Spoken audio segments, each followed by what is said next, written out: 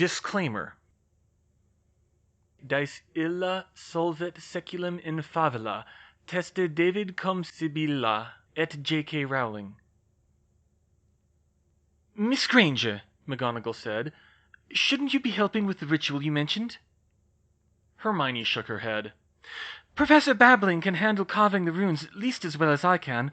There's no point until that's done. There are some other things I need to check on, but I'd like to get my bearings with what's happening here first. Where'd Colin and Dennis go?" She walked along the battlements where the defenders were lined up, watching you-know-who's army as the bombardment continued. They weren't using killing curses, which mildly surprised her. A killing curse would cut straight through the wards like they weren't there. But then again, most spells traveled barely as fast as an arrow and were far more visible, so you could practically dodge them in your sleep at that distance. Right now, it was a tense waiting game, waiting to see how long the shield would hold.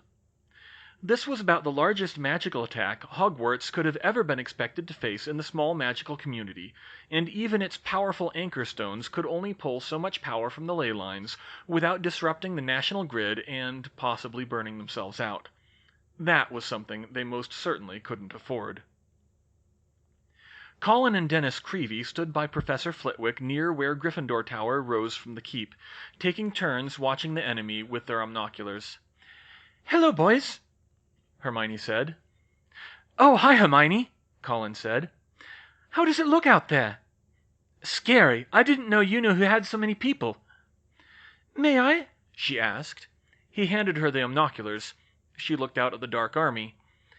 It was hard to make out well through all the spellfire, even with the light of the setting sun, but she saw hundreds of people with their wands raised, firing spells continuously at the shield that surrounded the school. "How can they keep casting that long without stopping?" she muttered. "By putting less effort into their spells," Flitwick said. "It's like the difference between sprinting and running a marathon. With so many of them, they can rely on quantity rather than quality." Many was right. They weren't all Death Eaters. They couldn't be. Only a fraction of the witches and wizards out there were wearing the robes. Had you-know-who recruited every former Slytherin under the age of 40? No, she chided herself. She couldn't lock herself into thinking in house terms like that. They wouldn't be all Slytherins, and even if they were, there weren't quite that many. Some of them had to be from the continent. There weren't that many reprobates in magical Britain, were there? And a lot of them were probably ministry folks press-ganged into the fight, or Imperiist. She spotted a man with an odd jacket in the front row who might have been Scabior, the snatcher who had found them outside Bangor, and there was a ragged-looking group who might have been werewolves. And she saw him. Riddle was standing front and center, confident, and exposed so that one killing curse could take him down if they could hit him. But that would be nigh impossible. He could dodge too. Not all of them were human either. Half a dozen giants hefting uprooted trees ran forward and physically beat the shield with them. Spiders the size of horses scuttled around the army, acromantulas from the Forbidden Forest. Once Hagrid's friends, though she doubted that was the case now. To the east, about 100 Dementors were pressed against the shield, not moving, just standing there with their hands against the ward, waiting, like something out of a horror film. 400 or 500 of them, including the Dementors, against, 100 defenders? 120? If the shield held, they would be fine, but Hermione was working on the assumption that it wouldn't. It was perhaps half an hour from the moment the bombardment first started when the spells just stopped. The giants backed up to the rest of the crowd, and the Dementors moved away from the shield, albeit not very far. "What's happening?" Dennis asked. "Taking a rest," said Cauldron. "Or they can't get through." Suddenly a voice came to them over the wind. Riddle's. It was high and clear and far too loud. Not shouting, but amplified so much that they would hear it clear down in the kitchens. And not just projected. It seemed to come from everywhere at once, as if the stones themselves were crying out with his voice. Many of the students screamed at the sound. "You have prepared to fight," Riddle said. "But you cannot win. Hogwarts is strong. but it cannot stand under a prolonged assault. You are outnumbered, and most of your number are outmatched in experience. You cannot fight me. I do not wish to spill magical blood, and I do not wish to lose the talent that has made Hogwarts the great institution of magical learning that it is. It is too valuable to lose to such futile fighting. Give me Harry Potter, and none shall be harmed. Give me Harry Potter, and I shall leave the school untouched. Give me Harry Potter, and you will be rewarded. You have 1 hour. The voice stopped, and silence enveloped the castle like a cloak. The defenders looked at each other, pale faces tinted orange in the sunset. "Good! Now it'll be easier to think clearly," Hermione said loudly. A few people cheered, and the tension was broken. It was spoken more from an annoyance and anxiety than confidence, but it worked. "He probably called a ceasefire because they need to rest after a bombardment like that," Flitwick pointed out. "We'll take what we can get, Phileas," McGonagall called. For her part, Hermione continued circling the battlements. She felt useless up here. There was nothing to do but try to wait out the bombardment. She could go down to the Anchor Stones and help Professor Babbling set up the ritual. She probably should, in fact. She'd written out the runes meticulously, but she couldn't be certain they would be able to follow them. But there was another part of the ritual that ought to be handled first. She needed the other teacher's help for that. Snape was surveying the defenses under the close watch of Professors Sprout and Sinistra. They looked grim-faced and also paralyzed by the waiting game. She passed over talking to him. There would be time for that later. He might be on their side, but she would rather deal with a known quantity. She made her way back to McGonagall. "Professor," she asked, "there are a couple of things I need to check on. They could be fairly important." "Yes, Miss Granger," McGonagall said. "I need to look at the Hogwarts student register." "The Book of Admittance?" "Yes, that." McGonagall sighed. "That would have been easier before we sealed off the East Wing." "I have a broom, ma'am," Hermione said, "as long as you didn't activate any arcane traps in the East Wing." McGonagall gave her an acerbic stare. "You did, didn't you?" "We are protecting the school, Miss Granger. What do you expect?" "Fine, but I do need to get in there," she insisted. "What about your ritual?" "This is part of the ritual, sort of. It's complicated, and I don't want to reveal too much. It's already enough of a risk letting so many students see it with Professor Babbling." McGonagall regarded Hermione carefully. "A fair point, I suppose," she conceded. "If it's really so important, I will escort you. I believe Mr. Potter also brought a broom." It took some doing to get into the East Wing and up to the tower above the Grand Gallery. It wasn't particularly dangerous with McGonagall there to deactivate the traps, but it took time, something of which they had precious little. Finally, they reached the tower and the small locked room that held the register. The room was unassuming enough. It held only a chair and the ancient wooden table on which the book and quill sat. The quill of acceptance was a long green and black feather sitting in an empty inkwell, an augury feather according to Hogwarts history, a feather that normally repelled ink. The Book of Admittance was made of the finest vellum, and it seemed to have too many pages to fit between its bindings, enough for 1,000 years of names. "Never touched by human hands," Hermione muttered to herself. "Indeed," McGonagall said. "Not even to move it here when the East Wing was built. The headmaster at the time levitated the entire table." "Uh-huh." None of which was really important right now. "Can you turn to December of 1926? McGonagall turned to her and raised an eyebrow, but she seemed to accept it. She waved her wand, and the vellum pages turned. It was only a small way back, and when the flipping of pages stopped, Hermione leaned forward and saw the record. Tom Riddle, Room 17, Wool's Orphan, London. Born 31st December 1926. His was the only name on that day. "That him, then?" McGonagall said. "Yes, that's him." "And this is important?" Hermione looked back at her. Extremely. This rules out the majority of the magical population of the British Isles. Rules out for what, Miss Granger? She didn't answer. We should be getting back, Professor, she said. When McGonagall kept watching her expectantly, she added, I don't want to reveal more than I have to. Very well, she replied, and started them on their way back. They made their way back to the battlements, where Hermione quickly flagged down Harry and Neville.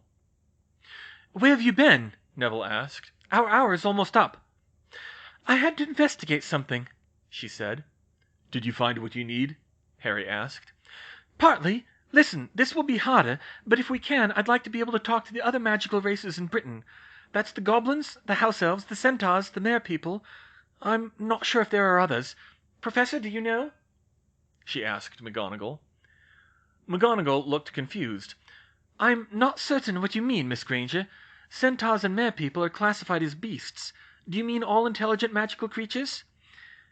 Yes, at least intelligent enough to carry on a conversation, ma'am.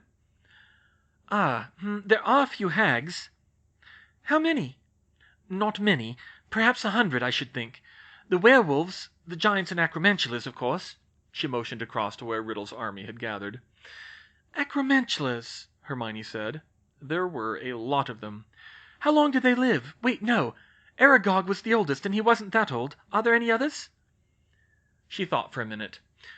Trolls might qualify, depending on your opinion of them, and the only other creature I can think of who can speak intelligently are leprechauns. But really, what does this have to do with anything? Hermione ignored the question. How long do leprechauns live, Professor? She sighed. Not long by human standards. 20 or 30 years, although they seem to operate much faster than we do. Okay, then, just the 4, she mused. I don't think we can get to the hags and giants safely. Of course, elves will be easy. Dobby! Pop! Yes, Miss Hermione? Dobby said. Dobby, you were born in 1927, right? Yes, Miss Hermione. Strange to think that the little elf was 70 years old, but house elves lived a long time. I need to know if there are any other house elves around your age, specifically an elf who was born on New Year's Eve of 1926. Where, miss? Anywhere in the British Isles. Dobby's eyes grew even larger than usual. I do not know of any, miss, he said, but there is many elves around. Can you ask around the kitchen elves without attracting too much attention? Maybe ask Tilly? I know it's a long shot, but I want to be thorough. I will try, miss, Dobby said. Report back in a couple of hours, please. Yes, miss. He popped away. Hermione knew it wasn't likely. Even highballing it, she couldn't imagine there were more than 10 elves born in Britain that whole year, and probably half that many, but she needed to be as certain as possible. Neville was staring at her in utter confusion by now. Harry was too, but she caught a hint of understanding in his eyes. Hermione, what's this about? Neville asked. It's some stuff I need to sort out for the ritual, Neville, she said. Now, if it's possible to do so safely and discreetly, I'd like to try to communicate with the goblins, centaurs, and mere people. It's not essential, but the more of them I can, the better. Neville, Harry, and McGonagall stared at each other. She knew she was being vague, but the walls had ears, and if any clue got back to Riddle of what she was looking for, much less why, it could be catastrophic. But McGonagall shook her head. The only way to message them would be with a Patronus, and with the shield up, there's no way for them to get a message back to us. I suppose the mere people would be close enough to the shield to speak to them, she offered. Okay, focus on them for now, she said. Does anyone here speak Mermish? Luna does, a little at least, Neville said. Good, I need to talk to her. I guess we can't reach the centaurs at a time like this, but the goblins... She turned the problem over in her mind. If Bill was still alive, of course, he'd probably be here fighting with us. And then it hit her. There was one person who might still be able to help. Hermione stepped to a secluded corner, drew her wand, and cast Expecto Nuntium. Her messenger Patronus appeared before her, and she recited her message aloud to ensure it was clear. Fleur, I'm sorry about this, but I have a job to ask of you, and you'll want to start as soon as possible. I don't want you to take any excessive risks, mind, although all of the Death Eaters are here at Hogwarts right now, so the streets should be pretty clear." Fleur listened as the Otter Patronus relayed Hermione's message, wondering what the girl could possibly ask of her at a time like this. "I don't want you to go unless you're reasonably sure you can do it, and do it safely. But if you can, I want you to go to Gringotts and try to find Nagnock, or any goblin you're on reasonably good terms with, frankly. I want you to ask him if there are any goblins in the British Isles who were born on the 31st of December, 1926. Tell him an accurate answer could be a big help in getting rid of you-know-who for good. Trust me, I'll pay within reason if he demands it. If you can do that tonight, send me the answer by Patronus. Thanks." Fleur stared at the vacant space where the Patronus vanished. Of all the daft things! How could that matter in any way whatsoever? She gazed at the ocean out the window, imagining what Britain must be like tonight. The battle raging at Hogwarts and the rest of the streets deserted. And the ordinary citizens, did they even know? She looked at the crib next to her where Nadia lay. By morning, according to Hermione and Harry, she would know what kind of world her daughter would grow up in. Whether it would be one that supported her, or one that enslaved her. Could one inane question really make a difference? But could true love's kiss cure a lethal case of possession? "Very well," she said. It was just sunset now, so she still had a little light. Fleur picked up her sleeping daughter, and, for the first time in weeks, left Shell Cottage. The defenders took a few minutes to eat some sandwiches from the kitchen, but there wasn't much time. The bombardment started again exactly on schedule. Curses flew through the air like missiles to hit the shield around Hogwarts, nearly blotting out their view of Riddle. The pace was slower. It looked like Flitwick was right about the Death Eaters needing a rest. Still, Riddle had sounded pretty confident about being able to break through the wards, and he wasn't the type to make empty threats. Hermione quickly spoke to Luna, who agreed to go down to the boathouse and speak to the merpeople, relaying the same question to them, and to warn them about potential trouble. But other than that, they were back to the waiting game again, holding their positions, or pacing the roof. Nearly Headless Nick and the Bloody Baron popped up to survey the fortifications, but that was it. After about half an hour, Hermione heard a scream. She rushed to the northeast corner by Remus and saw the cause of it. Half a dozen hideous giant spiders were digging themselves out of the ground inside the shield. "They can tunnel under it!" she screamed. "I don't think it works well through solid earth," Remus said. "Acromantula's at 2 o'clock!" Many of the defenders turned their wands in that direction. They couldn't hit much at that distance, but massed fire should overwhelm such a small attack. Unfortunately, the spiders weren't alone. Once they were out, wizards popped out of the holes behind them and climbed on their backs. Hermione scrambled for a pair of omnoculars to get a closer look. The acromantulas were wearing reins and saddles. They scuttled over the ground at high speeds. She might even bet they were as fast as horses. They were agile enough to dodge most of the curses, and the wizards could shield against the attacks they couldn't. "Spiders!" Ron groaned, trembling. "Why did it have to be spiders?" "Hagrid!" Hermione called. "Can acromantulas climb walls?" "Well, of course they can!" Hagrid called back. "They live in trees, don't they? Oh, that's bad, isn't it?" "Incoming!" Neville shouted. The firefight began. Blasting curses lanced up and pounded the parpet while dozens of defenders continued to curse the spiders and their riders. They were so fast they were at the edge of the ravine in moments, and while that would have stopped or at least slowed down human attackers, the acromantulas kept coming, scuttling over the rocky terrain, jumping over the river, and climbing up to the castle walls, where they had some cover under the overhang of the battlements. "It's no good!" called Neville. "We can't hit them at that angle." Sir Nicholas floated over to the edge of the roof, totally engrossed in the fight. "You can still get them, Master Longbottom," he said enthusiastically. "Use the machicolations." "Machico-whats?" Neville said. "Machicolations, boy! The openings in the overhanging floor that let you cast at climbers on the wall." Neville looked down, as did Hermione and several other students. The floor was completely solid. Perhaps they've been filled in?" Nick said in confusion. Elphias Dodge solved that one when he started casting banishing charms at the floor, much to everyone's alarm, but it paid off when a block slid out of a hole and fell down the wall. An acromantula shrieked when it struck it. That did it. The defenders knocked out the correct blocks to open all the machicolations on the north wall. The acromantulas scrambling up the wall were sitting ducks with those openings. Their riders struggled to hold on to them in their vertical position, and one fell on his own. They evidently hadn't thought this through. Only one acromantula reached to the top of the wall. It hissed and spat at them in words that might have been English, but were drowned out by the fighting, trying to bite anyone nearby. But against their entire force, it was thrown off the parapet in pieces. Hermione wasn't sure how to feel about that.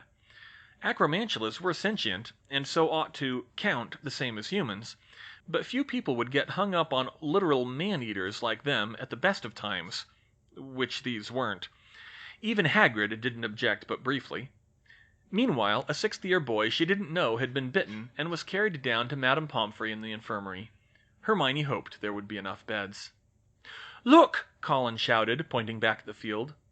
Screams filled the battlements as dozens more acromantulas poured out of the tunnels. There were no riders this time. There were too many for wizards to control, but they would certainly serve Riddle's purpose of slaughtering the defenders if they could. "Reducto! Confrigo! Expulso!" Hermione cast along with many others. There were so many spiders down there now that it was easy to hit them, but that also meant there were too many to stop them from getting to the walls, and even over them. "We have to seal those holes!" Ron yelled. Hermione and George looked at each other. "I think it's time for some C4, she said. "I like the way you think," he replied. "Do you have enough of those grenade things?" "If not, we can duplicate enough for our purposes. How many brooms do we have?" "The girls can do it," Fred chimed in, pulling Angelina along with him. "What's this?" Angelina said. Hermione showed her one of her grenades. "This is a bomb equivalent to an overpowered blasting curse. Someone needs to fly over and drop them in the spider holes without getting killed." Angelina grinned. "That's a chaser's job if I ever heard one. Oi, Alicia, Katie, come here!" The three former Gryffindor chasers assembled with their brooms. Angelina explained the plan, and Hermione handed them each several grenades, explaining carefully how they operated so they wouldn't blow themselves up. She had made them, in the Muggle style, with a pin and a handle, though with runic detonators.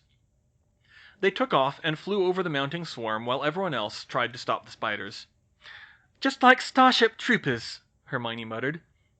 "Huh?" said George. "Never mind, it's actually nothing like Starship Troopers." The girls were most of the way out to the tunnels when green bolts of light shot up out of nowhere from the ground. "No!" Hermione and Fred screamed. The girls dodged the first volley and scattered. There must have been another half-dozen disillusioned wizards with that first wave to guard the holes. One grenade went off, blowing a geyser of dirt and body parts stained blue with acromantula blood into the air.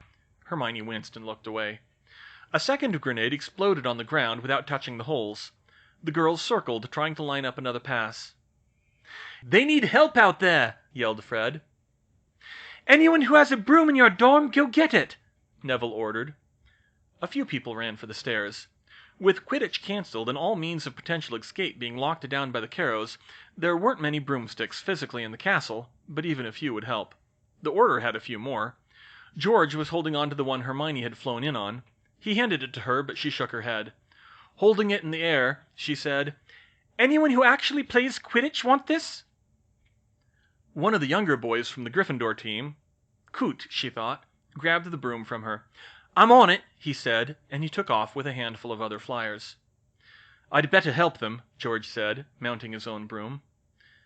Hermione sucked in a breath. "Be careful out there, George," she said. He gave her a carefree grin. "Me? When am I not careful?" He pecked her on the lips and took off before she could retort. Fred followed him. Harry and Ginny stayed behind, but only because Kingsley made them. There were about a dozen brooms in the air now, casting curses down at where the hidden Death Eaters seemed to be. She mentally called all of them Death Eaters, even if they really weren't. Hermione watched with bated breath, trying to keep track of George as more killing curses shot up from the ground, and other spells that would be just as fatal on a broom high in the air. Ron called her attention back to the situation at hand. Guys! Spiders!" A shrieking acromantula climbed over the top of the wall, causing the defenders to scatter. It was thrown off with a bludgeoning hex, but more were coming.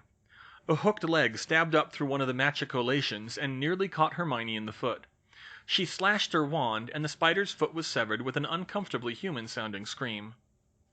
There were enough acromantulas on the wall now that she could pick out some of their words, things like, "Come to dinner!" and "Fresh meat!" They sounded feral, and maybe they were, living in the woods like that. They certainly had no qualms about eating humans. Harry jabbed his wand at one of the spiders and shouted, "Aranai exumai!" and it was thrown from the wall. Hermione was surprised. She'd never even heard of that spell before. It sounded like an extermination spell for ordinary spiders, but it seemed to work on these horse-sized behemoths. Ginny tried the same spell to great effect. Hermione wanted to ask them about it, but they were a little preoccupied. Could she reverse engineer it? Actually, maybe it was worth a try. "Cover me!" she shouted to anyone who was listening, and she backed against the inner wall of the battlement. Reaching into her robes, she pulled out Ravenclaw's diadem and placed it on her head before squeezing her eyes shut and covering her ears. She'd never tried using the diadem in this kind of chaos before. Even shut out like this, she could barely concentrate. "Aranai exumai," she thought, but she was distracted by the bad Latin.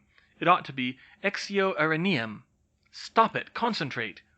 She heard screams and explosions around her and desperately tried to avoid thinking about whether it was one of her friends who was hurt. How do you kill a giant spider, other than crushing it under a giant boot? Their anatomy was completely different to humans, and she didn't know much about it, but one thing did come to mind. She knew spiders breathed with something called a book lung that resembled gills. With all the spellcrafting practice she'd had, the elements of a curse came together shockingly fast. She rose to her feet, pointed her wand at the nearest acromantula, and shouted, "Glutino araneum!" "You'll make a nice meal, Wiz," the acromantula spoke before Hermione's spell hit it.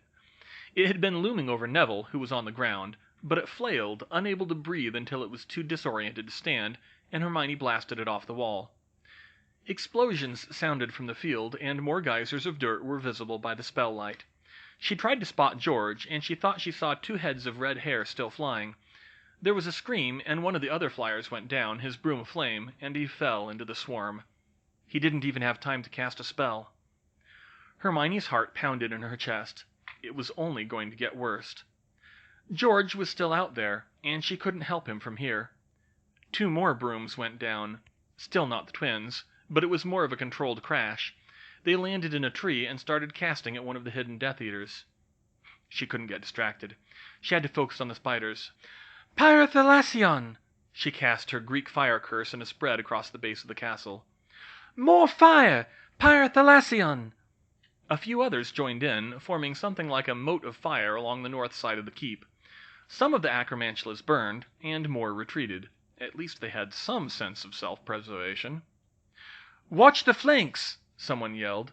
A few of the spiders had climbed unopposed up the side walls and were scuttling along the ramparts at their flanks. Hermione joined a small group to try to reach them. "Lookouts would be good," Ron growled. Easier said than done. They were a little preoccupied. But Neville had the answer. "The ghosts! Nick! Sir Nicholas! We need the ghosts to watch the south wall," he said. "At once, Master Longbottom!" Sir Nicholas saluted and waved over the Bloody Baron to join him. An armored knight and another ghost with a sword soon joined them. The flanking acromantulas had them on the back foot. Hermione shifted her wand to her left hand, opened her buckler, and drew Snickersnack from its scabbard as they approached. They kept casting curses, but the acromantulas closed the distance too fast, and one of them hit her so hard she was knocked to the ground. Her heart skipped a beat as it stood over her, and she momentarily had a vivid flashback to a nightmare she'd had when she was 9 after reading The Lord of the Rings. She parried the fangs with Snickersnack, slicing them off along with one of the sharpened pedipalps. The creature reeled with a shriek, and Harry blasted it off of her. The defenders rallied around her, and the other spiders were sent running. "You okay?" Harry said, pulling her to her feet. "Yeah," she said breathlessly. By the time they regrouped, she was relieved to see George was back. Less relieved to see he was carrying a badly injured Alicia with him. There were still half a dozen brooms in the air, but the acromantulas were scattering.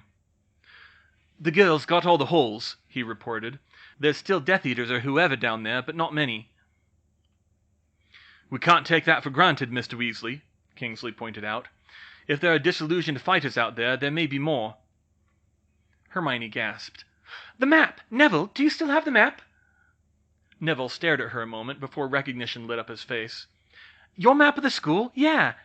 He pulled the mathematician's map out of his robes and handed it to her. She activated it, but she was alarmed by what she saw.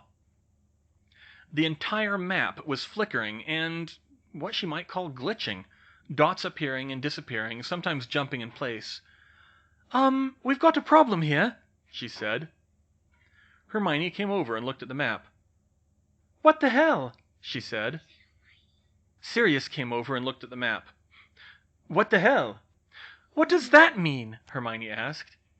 "How should I know? It's your map." "Based on your map? It's never done this before. Harry, do you still have the original?" He did. He pulled out the Marauder's map and activated it too, but it had the same problem, flickering and glitching. "Oh God, no," Sirius said. "After all the work we put into that." "No, Padfoot," Remus said, joining them. "Look at them. If it's both of them, it's not the map. They have to be getting faulty data from the wards." Hermione closed her eyes and groaned. "Oh no, the ritual!" "What? But Professor Babbling would never compromise the wards like that," McGonagall cut in. "But these enchantments aren't in the main wards," she said. "They're in the configuration stones on the floor, just like the ritual is." "Are you sure?" Harry asked worriedly. "What else could it be? Harry, Ginny, one of you should go down to the anchor stones and check how Professor Babbling is doing. You'll be able to keep us up to date that way. And Luna's still down there. Oh no, Luna!" Neville's eyes grew wide. "She doesn't know about the invisible Death Eaters." He started moving. "I'll go down," Ginny said. "I can help Luna too if she needs it." "I as well," Flitwick said. Hermione was going too. She needed whatever information Luna had. She went after the other three, and they reached the great tower and began racing, almost sliding down the stairs. The grand staircase had frozen, letting them pass quickly, but it was still 8 floors down. This would be a really good time to be able to fly, with a broom or otherwise, but they had too few serviceable brooms. The bombardment overhead sounded like thunder as they descended. They were at the 2nd floor when they saw Luna climbing up towards them. "Oh, hello, Hermione," she said serenely. "I spoke to the mayor people." "Avada Kedavra!" "Look out!" Neville had kept running as Luna spoke, and it was a good thing, too. He grabbed her and dove, rolling them both out of the way of the deadly curse, though they took a tumble down the stairs after that. Hermione jumped back, narrowly avoiding another killing curse that was aimed at her. "Hominem Revelio!" Hermione shouted, sweeping her wand in the direction the curse had come from, whilst snapping off a silent cutting curse with her other hand. Flitwick did something that made the invisible Death Eaters light up even where she hadn't cast, though the lights didn't seem to move with them. Hermione had her buckler open in case they tried something she couldn't dodge. She tried to anticipate their movements. They had to be on the adjacent staircase. "Calcifrengo!" she cast at both ends of it. The structure of Hogwarts was resistant to damaging curses, but her highly targeted mortar-crumbling curse was strong enough to pound the stones out of place. That still wasn't enough to collapse it, so she mustered her strength and cast Pondus to make it as much heavier as she could, focusing on power over duration. The staircase cracked near the top and fell. There was a scream. The Death Eater must still be on it, but she assumed he could cushion his landing. "Good show, Miss Granger!" Flitwick squeaked. He himself was throwing curses like the master duelist he was, flipping through the air like a champion gymnast to dodge the incoming spells. Several of their opponents were now visible and motionless on the stairs. More spellfire came up from below. Neville and Luna were on their feet again, but they were running down, faster than running up into the fight. Ginny was still by Hermione's side, doing what she could. "Watch it!" she cried as she pulled Hermione out of the way of a curse she really didn't want to know what it was from how dark it felt. "Reducto!" Ginny cursed back. From the sound, one of the Death Eaters was blown off his feet. "Thanks," Hermione said. She pulled her down the stairs after the others. "Professor, where are they?" Flitwick cast his revealing charm again. The ones who were cursing back were obvious, of course, but it was the ones who weren't that she was worried about. She spotted 2 of them. She waved her wand as if she was cracking a whip and cast Agnor Enemy! That one was a neat little trick. It was almost the trivial case of a dark curse, arithmetically speaking, an undifferentiated pulse of dark magic. It would batter shields and people alike, but it was too unfocused to do much damage. What it would do, though, was induce a sudden sense of impending doom in the targets. It wouldn't last long, but it was long enough for a distraction. Between her and Ginny, the two lurkers went down hard. There was a thundering of metal on stone. Animated suits of armor were running up the stairs from below. Finally. The Death Eaters might be able to handle a few scattered defenders, but they ran from the statues. A minute later the way was clear, and they rejoined Neville and Luna at the bottom of the stairs. "Bloody hell! You took out an entire staircase, Hermione," Neville said. "Wasn't easy," she muttered. "Are you two okay?" Both of them looked banged up from their fall, but they were standing. "I'll live," Neville said. "I might have hit my head, but I'm only seeing one of you," Luna added. "How did they get past the statues?" Hermione said. "By broom at a guess," Flitwick said. "We can't see from here if any of the statues are disturbed. I will speak to Professor McGonagall about securing against that method." That answered one problem. They relaxed fractionally, and Luna spoke up again. "I spoke to the Mare people, Hermione. I'm sorry, but none of them were born on that day." "That's fine, Luna," she said. "I'm just glad you're all right." "I told them to hide in the shallows, too, like you said," she added. "How is the battle going? I heard screaming." "You didn't see any acromantulas?" Ginny said in surprise. Luna shook her head, her eyes wider than usual. "They tunneled under the shield," Hermione said. "We'll fill you in on the way. Ginny, you should—" Suddenly Ginny froze, staring off into space. Guys," she said. "Harry says the Death Eaters are trying to, I don't know, cut holes in the wards?" Neville blinked, and Luna tilted her head quizzically. "Excuse me?" Flitwick interrupted. "Mr. Potter says—" "Legilimency, don't worry about it," Hermione cut in. "What are they doing, Ginny?" "I don't know. I'm not a curse breaker." She stopped and closed her eyes for a minute. "Ron said that at Malfoy Manor, Bill pulled the wards open like a curtain. It kind of looks like that." Her eyes snapped open. "Hermione, those weaknesses you found in the wards—" She shook her head. "No, even if Rookwood figured it out before he died, it would be at the southwest corner. Professor, do you have any ideas?" Flitwick's voice squeaked more than usual as he answered. "Only that we ought to get back to the battlements. If they can do this, we may have less time than we thought." "All right. Ginny, keep going down," Hermione said. "Let's go." Flitwick stunned, bound, and disarmed the Death Eaters who were still alive, and called for the elves to take them to the dungeons. Then they started back up to the battlements, going slow this time to save their strength and check for intruders, although the statues seemed to have taken care of them for the time being. "Miss Granger, what was that spell Miss Weasley was using?" he asked.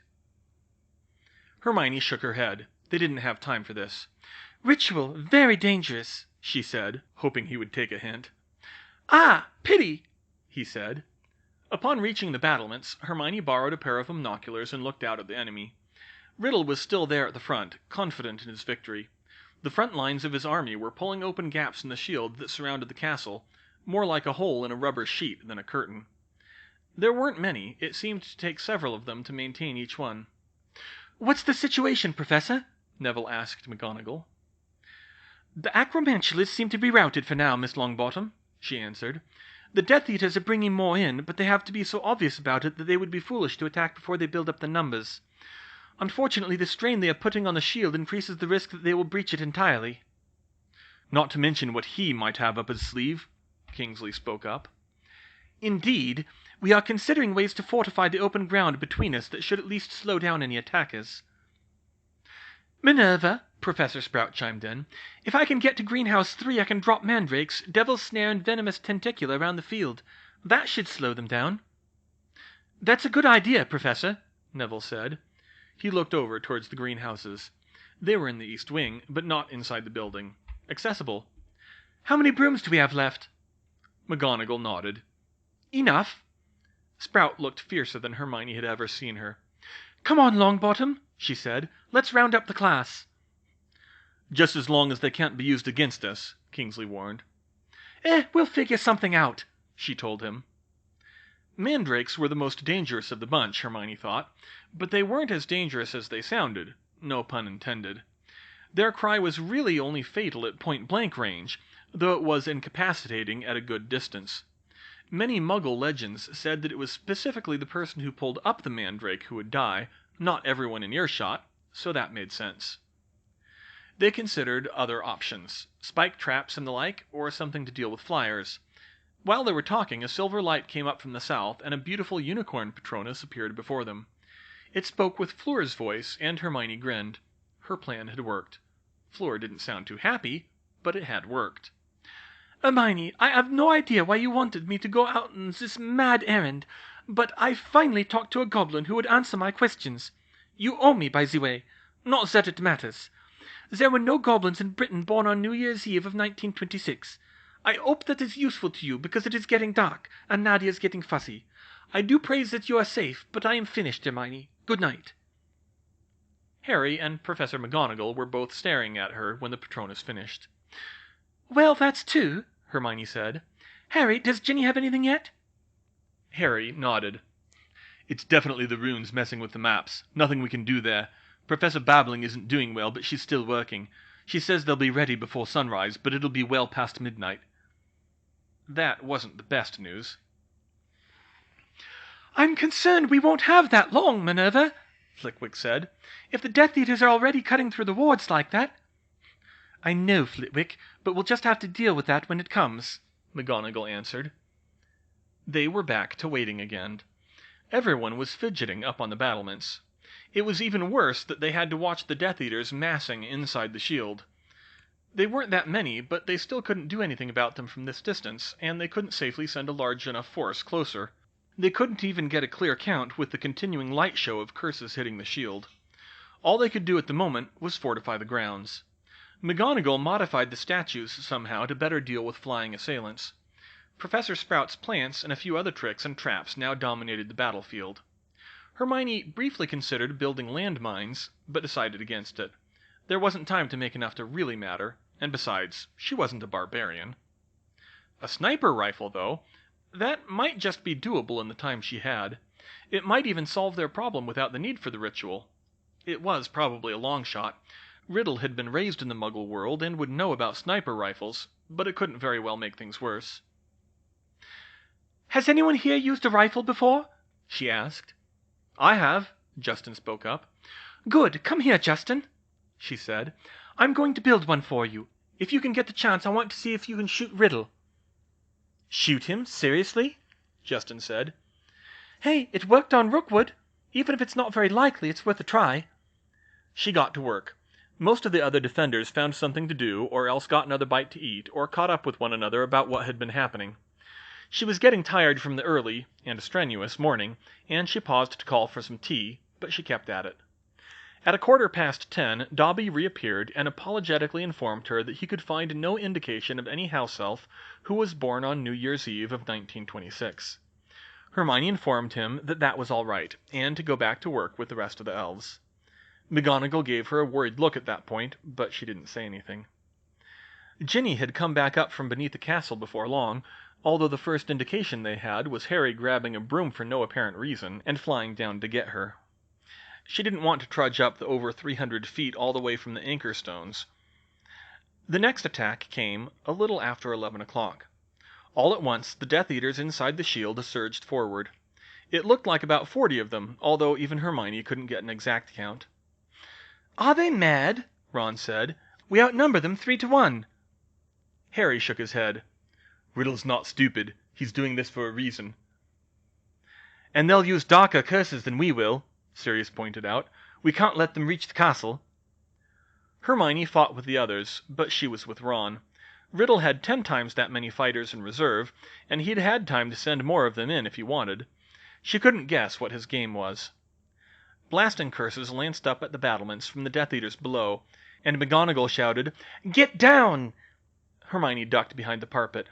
Peering out through the crenellations, she saw the Death Eaters cutting their way through the plants and traps, taking occasional potshots at the walls.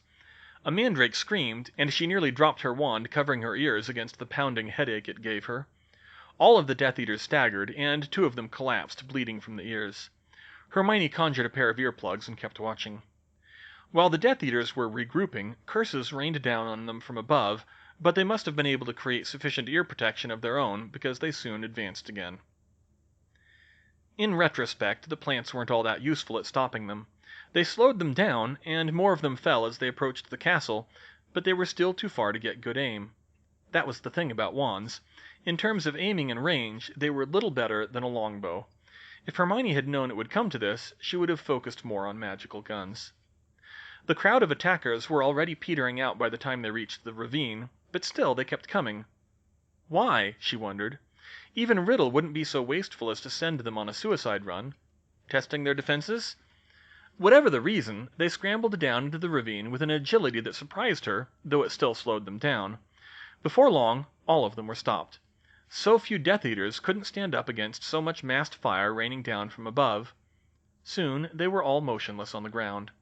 In the omnoculars, she saw not all of them were dead or unconscious, but all of them seemed unwilling or unable to advance further. "That can't be all," Kingsley said. "They could have more invisible fighters. We should patrol the base of the walls." Kingsley motioned for some of the Order members to follow him and started for the stairs. A few students joined him on general principle. He pointed the broom riders down there as well, but with any assailants being invisible, they would be at a disadvantage in the air. Harry followed too, but Kingsley stopped him. "No, Harry, I need you up here." "I want to help," he protested. "I'm not going to sit around letting you risk your lives for me." "It's just a patrol," Kingsley said sternly. "Any of us can do it, but we need you for the final act." Ginny looked to Harry and seemed to communicate something with him, and he slumped and backed down. Hermione wasn't sure what that was about, but she was at the point of reminding him herself that he had to be concerned with Ginny, too. He'd been bound to Ginny for over a month now, but his hot head still got in the way of his common sense at times like this. It took time for Kingsley and the rest of the patrol to get to the base of the castle, time in which any hidden Death Eaters could make their move. She could only hope they would get bogged down in the ravine or stopped by the statues. Unfortunately, there were disillusioned attackers down there. Spellfire erupted at the base of the walls, and there were shouts and curses from below. "Help them!" someone yelled. It might have been Hestia Jones. Hermione ran to where the nearest fight was taking place, directly above it, and cast down at where the hostile spells were coming from. "Vander Wallace, Incendio!" she cast. Unfortunately, there weren't many area effect spells for something like this. "Mike Xenos, Confrigo Expulso!" The combination could have done a lot of damage, but they were either shielding well or successfully dodging because she couldn't seem to stop them. Harry went with basic blasting curses from that height. McGonagall simply conjured a dozen or so flechettes and let them drop. Hermione stopped to double-check that they weren't hitting their own people, the spellfire was so intense. As the fight went on, she thought of something she'd seen Rookwood do ages ago, and she backed up and tried the diadem again. It took a minute for her to figure this one out. It required her experimental arithmancy skills rather than her analytic ones, but she had enough information to solve it. When she had it, she walked back to the wall and conjured 3 rings of magic, honed to a razor's edge and interlocking in an octahedral shape. With a wave of her wand, she set the rings spinning at high speed and banished the sphere straight down. She could hear it chewing into the rock when it struck. Finally, it was impossible to say who did it, but 2 Death Eaters were brought down. By now, she could hear distant fighting from other parts of the castle walls. At a scream of, "Kingsley!" she ran for a different part of the battlements. By the time she got there, Hestia was throwing down dark curses in a rage faster than she could follow. "Take that, you bastards!" Hestia screamed. "And that, and that, and that!" Boom! Her left-handed flailing had blown something up in the ravine, loud enough to make her stop and stare. Hermione looked over the edge, and she knew it was too late. She saw Kingsley's body motionless off to the side, but the Death Eater who'd killed him was in pieces. "I think you got him, sis," a small voice said. Megan. Hermione's year-mate had caught up and pulled her sister away from the wall. "I'm sorry, Hestia." Hestia broke down and hugged Megan tight, weeping for the leader she'd lost. The sounds of the fight were already dying down. The invisible Death Eaters had seemingly been taken down, though not without losses. A few minutes later, she heard that Luke Westenberg also hadn't come back up. She'd never even met him, but she recognized the name. One of the safe houses, she was pretty sure. Peaks from the Gryffindor Quidditch team had reportedly been the one eaten by the Acromantulas, and she didn't think they were the only ones. McGonagall took charge, trying to keep everyone from becoming too demoralized. "They bought us a respite," she said. "Whatever plan the Death Eaters were enacting, they helped stop it. The wards are still holding. Our task is the same. We will continue to defend the castle." That was all they thought for a little while. Then midnight came. When the clock struck, something inexplicable happened. It looked as if a beam of white light shot up from the base of the wall, blasted clean through the hospital tower, and blew the door off as it shot out to strike the shield dome. "What? Look!" In fact, there were 4 beams, one on each wall, striking in the 4 cardinal directions. Striking along the ley lines. There was a groaning creak, like glass cracking, but scaled up to immense size, as an actual crack ran up the shield from the point where it impacted. The bombardment that the defenders had almost ignored by this point changed as the Dark Army concentrated all their firepower on that crack. A giant ran up and threw a tree like a javelin at it. Ron made the connection first. "The attack was a distraction! They were attacking the shield from the inside!" Hermione froze in horror. "Wouldn't they have to do that from the Inca stones?" she gasped. "The main wards, yes, but not the shield," Flitwick called. "We cast it from the battlements. It could have been done with runestones at the base of the walls." The beams, of course. The Death Eaters had planted runestones to destroy the shield. "But how?" she started. "Riddle probably already had it prepared," Harry growled. "Had Rookwood design it just in case. If anyone could do it, it's an unspeakable." "We have to destroy those stones!" Ron yelled. He was already leaning over the wall, casting curses down at the source of the beam. But the creaking sound grew louder. The cracks in the shields on all 4 sides of the castle reached up and branched out like frozen lightning. Hermione ran to the battlements beside Ron and threw the most powerful curses she could think of at the runestone. Was it some kind of feedback effect? No time to worry about that. They had to stop it before... Boom! Boom! Boom! Boom! Boom! Boom! Too late. The shield lit up with a blinding light as it shattered. First the north side, and then the rest of it a moment later. At the same instant, the 4 runestones exploded against the castle walls. The wave of magic that struck the battlements from the backwash was like nothing Hermione had ever felt before. She couldn't breathe. It was like being plunged to the bottom of the ocean and crushed by the pressure for a split second. It carried with it the sense of being pummeled with shards of glass, even though there was no actual pain. The light was nearly blinding. When it faded, all was silent for a minute. Then Riddle's voice resonated through the grounds again. "People of Hogwarts, you have now witnessed the full power of Lord Voldemort. Perhaps you believed that the wards of Hogwarts would hold against me. Now you see your faith was futile. You no longer have your wards to hide behind. My Death Eaters are free to enter the castle. But Lord Voldemort is merciful. I now offer you a second chance. Give me Harry Potter, and I shall leave Hogwarts unharmed. You have 1 hour." Silence reigned again as that awful voice stopped. Everyone stared at each other in horror. Some of the students began to cry, especially the younger of those who came up to the battlements. Hermione turned, and McGonagall's eyes met hers. "Miss Granger, can we get the ritual ready in an hour?" she asked.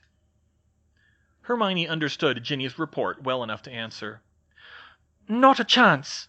What about getting the shield back up in an hour?" McGonagall looked grim. "Not a chance.